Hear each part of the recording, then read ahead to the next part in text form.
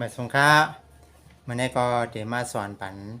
เมกับซ่อนอายนะคะเนาะเมกับซ่อนอายมันเป็นสระอะไรเนี่ยสระอายเพราะเป็นภาษาไทยก็เป็นเด็กไทยก็เหมือนจะสระไออ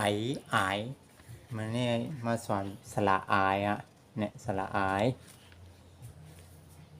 รออายก็เป็นอายนะคะพอเอากามาใส่เอากายเอามาเอาตัวเมลิกใต้ใส่แล้วก็เอาต้นเสียงมาใส่ต้นเสียง6ต้นมาใส่แล้วก็มาว่าจำกันกันเนาะ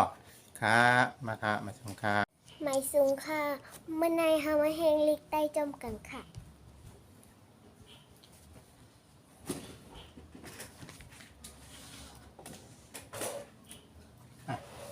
ค่ะเตรียมจำปอนเนี่ยด้วยเนี่ยขีดอ่อนตั้งอันนี้เป็นห้องไก่ขึ้นอันนี้มันภาษาไทยนะครับไออายอันนี้อายนะอาย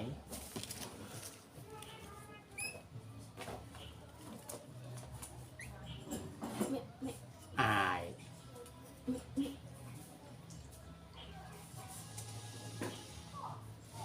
ไหนโอเคเนี่ยด้วยปอเนี่ยอายอยากจำอายจำนาอายจำเตออายอยากคืนอาย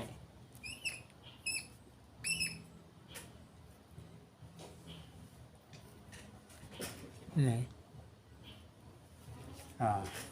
อันนี้ให้สั้นๆได้นะเป็นเท่ากับสระอาของกออากาสมมติว่ากอไก่ใช่ไหมเนี่ยให้มันเท่ากับสระอาของไทยกาอายเมื่อว่าเขาสอนว่ากาไอใช่ไหมเสียงไอกำเนียมอายฉันอายแบบออกเสียงอายนะกาอายกายกาอายกายเนี่ยด้วยนะกา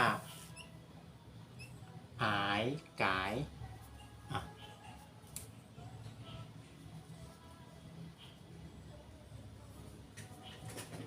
ไหนถูกต้องจำจำปอเนี่ยเอาค่ะอย่าจำเกินอย่าจำไว้กันกาไออายยักกายกาอายยักจำกายกาอายจำนากายกายคันกายกายกาอายจำเตอกายกายปิ้งกายเป้กายเงามันกาอายยักขึ้นกายกายกายกายกายกายกายค่ะอันนี้ค่าอายขายคิดอันเดียวก็ได้นะเนี่ยค่าเห็นหลายๆก็ได้ค่าอายยักขายคิดเฉยๆก็ได้ค่าอายยักจำขายค่าอายจำนาคายค่าอายจำเตอค่ายค่าอายยักขึ้นขายขายขายขายขายขายขายว่าจำเสียงหลังๆให้เต้าปอเนี่ยค่ะลงมาจำลงมาพูดไหมขายขายขายขายขายขายเนี่ยนะเหงื่อแตกเมียงงะอายงายตักงายเนี่ยต้องเอาตัวนี้แจมนะงายต้องงายต้องงายใส่งะอายยักงายงะอายยักจำงาย งาอายจำนาง่ายงาอายจำเตอง่ายงาอายยักขึ้นง่ายง่ายง่ายง่ายง่ายง่ายง่ายจะอาย จะลูกจำได้ จะอายจ่ายจะอายยักจ่ายเนาะจะอายยักจำจ่ายจะอายจำนาจ่ายเนี่ยจ่ายหมดจำชื่อใจชื่อของคนไทยจ่ายจะอายจำเตอจ่ายกลางวันจ่ายจะอายยักคืนจ่ายจ่ายจ่ายจ่ายจ่ายจ่ายจ่ายลูกผมว่าจำปองมั่พอเขาอย่างว่ามั่ก็ลืมสาอายสาย สะอายสายไม่ยังไงแต่มันจะทำให้ลูกลืมมันเบี้ยงผมว่าแล้วด้วยค่ะสาอายสายเหรอสาอายยักษ์สายว่าอะไรสาอายยักษ์สายว่าชอบไม่ยังก็พอว่าชอบเปล่าว่ากวนรู้กับผมไว้ครับสาอายยักษ์จำสายสาอายยักษ์จำสายสาอายจำนาสายอายจำนาสายสาอายจำเตอสายสาอายจำไตไส้สายมือสายตีนสาอายยักษ์ขึ้นสายสาอายยักษ์ขึ้นสายสายสายสายสายสายสายนี่ยาวกว่าตามที่กำหนดหยาเอาเนี่ยหยาอายหยายเนี่ยอายหยายอายมาเลยหยาอายหยายเนี่ยอายหยายหยาอายยักษ์หยายเนี่ยอายยักษ์ใหญ่หยาอายยักษ์จำยายเนี่ยอายยาวฮะว่าเจ้าเองเนี่ยอายยักษ์จำยายหยาอายจำนายายเนี่ยอายจำนายายเหรอหยาอายจำเตยง่ายเนี่ยอายจำเตยง่ายหยาอายยักคืนง่ายเนี่ยอายยักคืนง่ายย้ายย้ายย้ายย้ายย้ายย้ายตาเอาไหนตาอายตายตาอายตายคนตายหมดตายแม่งตายเอาตัวในเขียนนะตายตาอายยักตายตาอายยักตายใช่ไหมตาอายยักจำตายตาอายยักจำตายตาอายจำนาตายตาอายจำนาตายตาอายจำเตยใต้ ตาอายจำไตใต้ตาอายยักขึ้นตายตาอายยักขึ้นตายตายตายตายตายตายตายท่าเขาเนี่ยรู้สึกว่าปอจะเขียนหนักมากเลยนี่ท่านะกำไรนะท่าอายท้ายท่าอายท้ายท่าอายยักถ่ายท่าอายยักถ่ายท่าอายยักจำทายท่าอายยักจำทายท่าอายจำนาทายท่าอายจำนาทายท่าอายจำเตยทาย ถ้าอายจำไตท่าย ถ้าอายยักษ์ขึ้นพาย ถ้าอายก็คือได้ ท้าย ถ่ายถ่ายถ่ายถ่ายถ่าย หน้าคำเนี้ยหน้าอายไหน หน้าอายไหน หน้าอายยักษ์นาย หน้าอายยักษ์นาย จำนายเอาต้องเอาตัวนี้แกนาย หน้าอายยักษ์จำนาย หน้าอายยักษ์จำนาย หน้าอายจำนานาย หน้าอายจำนานาย หน้าอายจำเตอนาย หน้าอายจำไตนาย หน้าอายยักษ์ขึ้นนาย หน้าอายยักษ์นาย นาย นาย นายนายนายนายนายป้าคำเนี้ยป้าอายปาย ป้าอายปาย ป้าอายยักษ์ปาย ป้าอายยักษ์ปาย ป้าอายยักษ์จำปาย ป้าอายยักษ์ป้าอายยักษ์จำปาย ป้าอายจำนาปายเนี่ย ป้าอาย เมืองปายเนี่ยต้องเอาตัวนี้เตรียมป้าอายจำเตอป้าย ป้าอายจำไตป้าย ป้ายบ้านป้ายขึ้นป้าอายยักษ์ขึ้นปาย ป้าอายยักษ์ขึ้นปาย ปายปายปายปายปายปายผ้า แป๊บเดียวเองเดี๋ยวแตกเลย ผ้าอายผาย ผ้าอายผาย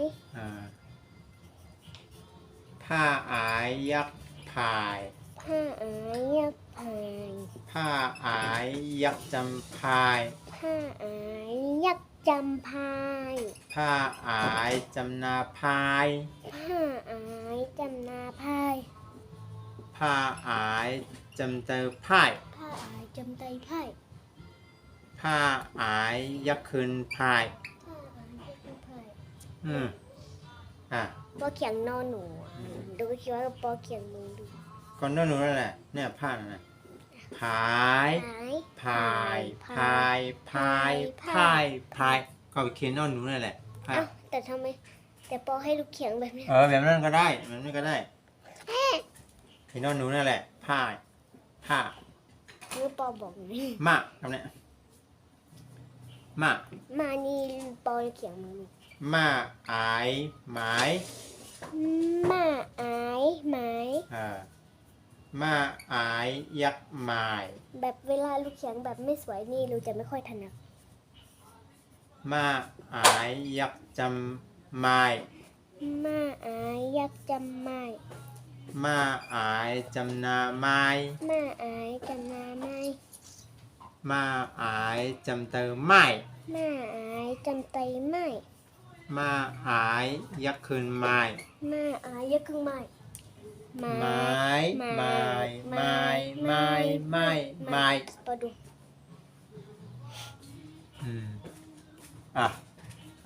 ยากแล้ว มั เนี่ย นต้องเขียนเร็ว เขียนเร็วทำไมเขียนช้าๆเขียนให้ชัดๆยากเนี่ยยากเนี่ยเขียนยังไงครับยาอายยาย ๆย่าอายย้าย ยาอายยักษ์ยาย ย่าอายยักษ์ยายถ้าลูกเขียงแบบไม่สวยลูกจะไม่ ยา ค่อยถนัด อายยักษ์จำยาย ย่าอายยักษ์จำยาย ยาอายจำนายาย ย่าอายจำนายาย ยาอายจำเตยาย ย่าอายจำไตยาย ยาอายยักษ์คืนยาย ย่าอายยักษ์คืนยาย ยา อย่าเพิ่ง ยยังไม่ยาเหรอ ยาย ายยายยายยายยายยาย ให้ลูกเขียงสวยๆไม่น่าจะไม่ยาวขนาดนี้แหละ ระคำเนี้ย ก็ลูกไม่ค่อยถนัดมัน เขียนช้าๆเขียนสวยๆพอรอลูกอยู่ลูกระอายหลาย ระอายร้าย ระอายยักษ์ราย ระอายยักษ์ราย ระอายยักษ์จำราย ไหนว่าปอลอถูกไหม ฮะ ไหนว่าปอลอหรือ ใช่ระอายยักษ์ราย ระอายยักษ์ราย ระอายยักษ์จำราย ระอายยักษ์จำราย ระอายจำนาราย ละอายจำนาราย ระอายจำเตอไร ระอายจำไตไร ระอายยักษ์ขึ้นราย ระอายยักษ์ขึ้นรายนี่ยักษ์ลูกเขียนแบบนี้ ร้ายรายรายรายรายรายลากก็ได้เขียนจำได้ เอาดูที่ปออุตส่าห์เขียนด้วย ปินกระดาษลงอ่ะปินเชลงอ่ะ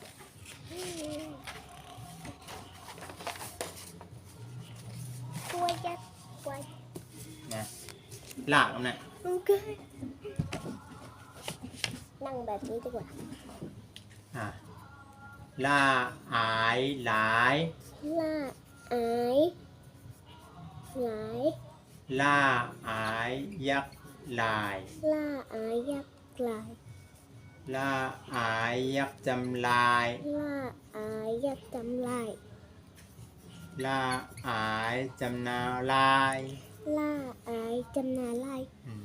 ละอายจำเตอลาย ละอายยักษ์จำไตลาย ละอายยักษ์ขึ้นลาย ละอายยักษ์ขึ้นลาย ลาย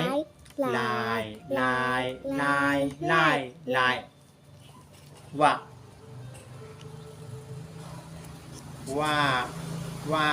อายหวาย ว่าอายหวาย ว่าอายยักษ์วาย ว่าอายยักษ์วาย ว่าอายยักษ์จำวาย ว่าอายยักษ์จำวาย ว่าอายจำนาวาย ว่าอายจำนาวาย ว่าอายจำเตอวาย ว่าอายจำไตวาย ว่าอายยักษ์ขึ้นวาย ว่าอายยักษ์ขึ้นวาย วายวายวายวายวายวาย ก็เขียนแบบนี้แต่ลูกเขียนแบบนี้ หะหะห้าอายหาย ห้าอายหาย ห้าอายยักษ์หาย ห้าอายยักษ์หาย ห้าอายยักษ์จำหาย ห้าอายยักษ์จำหาย ห้าอายจำนาหาย ห้าอายจำนาให้ ห้าอายจำเตอให้ ห้าอายจำไตให้ ให้ ให้ ห้าอายยักษ์ขึ้นหาย ห้าอายยักษ์ขึ้นให้ก็ดู หายหายหายหายหายหายคำเนี่ยจะอายอาย อายเขียนแบบนี้ลูกเขียนตาม อายยักษ์อาย อายยักษ์อาย อายยักษ์จำอาย อายยักษ์จำอาย อายจำนาอาย อายจำนาอาย อายจำเตออาย อายจำไตอาย อายยักษ์ขึ้นอาย อายยักษ์คืออาย อายอายอายอายอายอาย อีกแป๊บเดียวเท่าได้ดูก็จะได้ทำสักทีเมื่อ ลูกว่าก็เหลียวนะพอดีว่าก้าข้าง่าหน่อยก็นะก้าก ายกายกายกายกายกาย ข้า ขายขายขายขายขายขาย ง่า ง่ายง่ายง่ายง่ายง่ายง่าย จะ จ่ายจ่ายจ่ายจ่ายจ่ายจ่าย สะ สายสายสายสายสายสาย หยะ ง่ายง่ายง่ายง่ายง่ายง่าย ตะ ตายตายตายตายตายตาย เนี่ยที่ช่วยมาตั้งไหนช่วยของลูกเนี่ยกะ กระดูกตัว ท่า ถ่ายถ่ายถ่ายถ่ายถ่ายถ่าย หน้าน ายนายนายนายนายนาย ปะ ตายตายตายตายตายตาย ผ้า พายพายพายพายพายพาย มา ไม้ไม้ไม้ไม้ไม้ไม้ ยะ ย้ายย้ายย้ายย้ายย้ายย้าย ระ ร้ายร้ายร้ายร้ายร้ายร้ายลูกขอมีอย่างหนึ่งว่ะดุงดุงดุงลืมเขียนอันนี้ นั่น แข่งข้างหน้าแทงแข่งข้างหน้าแทง อ่ะระ ลายลายลายลายลายลาย ละ เมื่อกี้บอกว่าไร ละ เมื่อกี้ เอาละเอานะ เมื่อกี้บอกอังไรสองรอบ หลา ลาย ยลายลายลายลายลาย ว่า วายวายวายวายวายวาย ห้า หายหายหายหายหายหาย อ่ะ อายอายอายอายอายอาย เมื่อกี้ปอบอกอันนี้สองเราต้องอ่านอันนี้สองรอบ รู้ก็มาร้ายเนี่ย ไม่รู้บอกว่าหลายปอบอกร้ายประจำผิดเอง ยาวคาเนี่ย เย้าค่ะ บ๊ายบายเลย บ๊ายบายสวัสดีค่ะ อย่าลืมกดไลค์กดแชร์ กด Subscribe ด้วยนะคะ